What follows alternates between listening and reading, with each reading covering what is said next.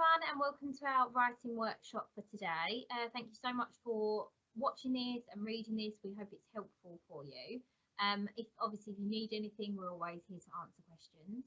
So today we're focusing on a writing workshop and writing in the EYFS. Now, as you can see, we're looking at literacy and understanding the 5 key concepts about print. This is for children to know that print has meaning. Print can have different purposes. We read English text from left to right and from top to bottom. The names of the different parts of a book, for example, a blurb or a title, and then page sequencing.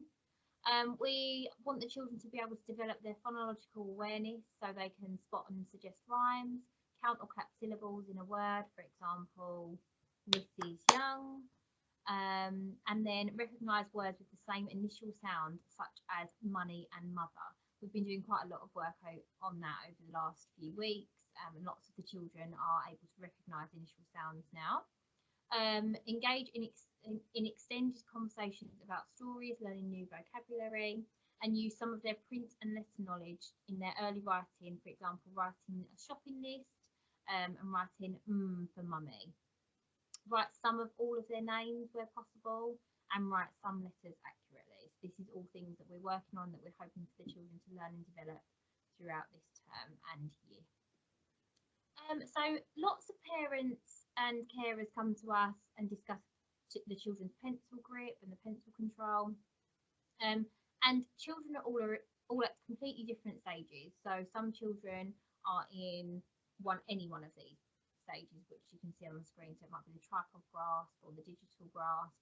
Now, sometimes this might be because your child just isn't ready yet their muscles aren't ready, their bones aren't ready in their hands. So ways in which we encourage this for us to develop their pencil control and their pencil grip is to use what we call fine motor skill development. So we work on things like using Play-Doh, so when they've got their fingers moving. There's great activities on YouTube called Dough Disco, where you can give your child some Play-Doh and they do all activities like rolling and pushing and pinching, which is all getting their fingers moving and creating a bit of a stronger grasp for them to then hold a pencil at a later date. And obviously we've got some suggested activities just there for you, so pegs and threading and pencil grips and things like that, which may help. But just keep going with those activities. Sometimes it's not that your child just doesn't know how to hold it correctly, it's that their hands actually aren't physically ready yet. So working on all those fine motor skills will really help. So we've got different stages of emergent writing. So we've got drawing there, so you can see the scribbles, the big scribbles, and then it moves on to random scribbling, so a bit more defined. Then controlled scribbling, so they might start to use, as you can see on the controlled scribbling picture, you can see they're doing some loops there. So there is a meaning to it, and they're starting to use their hand in a way they really want to. And then they might start to form some shapes with their letters, shapes with their writing, and give meaning to what they're trying to write. So they might draw a sound that they've learned, for example, in phonics. Then they might move on to actual random letters. So lots of the children are air writing the letters now and writing them in chalks and things like that whilst they're in school. So you might get random letters written on paper.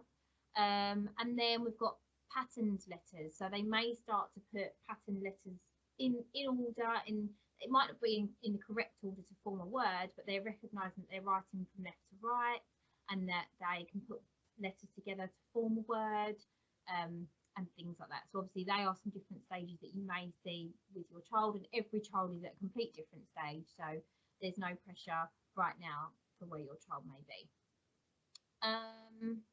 So we have actually been focusing on the Little Red Hen story. So we actually learn stories through Pia Corbett, which is it teaches us different actions for words that are in stories. We actually have filmed one of our stories and put this on tapestry for you to see. So it's the first one that the children have done with actions, and it is the Little Red Hen.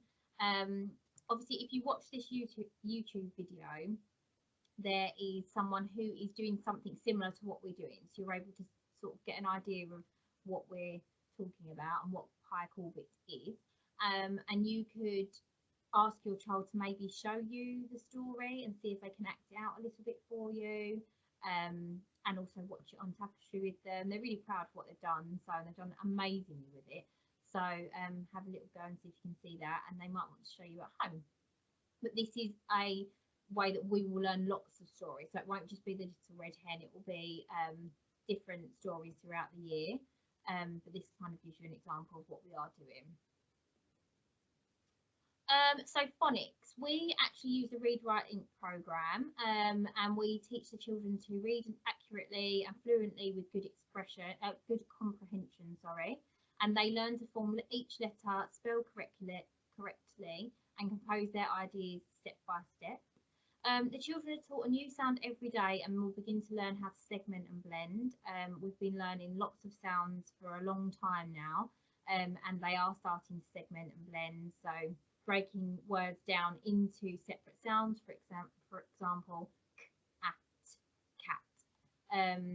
And the children are doing that now and are recognising lots of the step one sounds, and they're doing a great job with that. In reception, the children are taught every day in 30-minute sessions. As I said, they're doing a great job with it, and yeah, that is what we're working on right now, and that is something that you can support with at home. You can see lots of the sounds that we've learnt. We haven't learned all of these sounds yet, but you can always point them out to your child and see if they recognise any of those sounds, and yeah, just keep working with them at home. Obviously, you get their phonics sheets at home to keep working with them as well. This is Fred the Frog. So Fred the Frog, I don't know if the children may have mentioned him to you, but Fred the Frog can only read in individual sounds. So he can only read one sound at a time. For example, Fred would say cat. He couldn't say the word cat, so we'd have to help him blend it together. That is how we do it. For example, if we had the word dog written on the board, Fred would say d-og, d-og, and then the children blend it together. We use our Fred fingers to blend them together, d-og, dog. And that is an example of how we're doing it in school. There are red words that can't be red, for example. So a red word would be was, because phonetically it would be was. So there are certain words that we call red words, and you can't thread a red. That's what we say to the children. You can't segment it and then blend it, and the children just learn these. There is a great YouTube video called Tricky Words on YouTube, and we put the first one on, and it teaches the children all the different words that they just need to sight read basically and just recognise. So you could try that out at home as well. And what can you do at home? So reading every day is so important. If you can just read, obviously we send the reading books home each week. And we really appreciate you signing the diaries to let us know that obviously you're reading with your child. Just lots of language, so talking about different things, talking about the characters in the books, talking about the title, the blurb, what do you think is going to happen, what's at the start, what's at the end, can they recognise any sounds in the book, that kind of thing. Practicing with fine motor skills, so anything, for example, as we said earlier, like Play-Doh, getting their fine motor and their fingers working really. We do things like getting Cheerios and spaghetti in school, so we'll thread Cheerios because it's just making them work with their little, with their grip basically, and with their fingers, and being able to actually do things that are quite small movements, which then eventually will help them be able to hold a pencil correctly. So yeah, if you can just, I'll leave that there on the screen anyway for you to have a look at. But working on those things at home, working on the phonics, reading a lot, doing all the fine motor skills, working on giving the children the opportunity to make whenever they can. See if they want to get them a whiteboard and see if they want to write on a whiteboard, or paper or chalks, go outside and see if they want to do some mark making. We hope that helps anyway, and that is the end of our PowerPoint now. And obviously, we're always here to support you. Anything that you need, please just ask any questions. But I hope that's helped you, and take care, and we'll see you soon.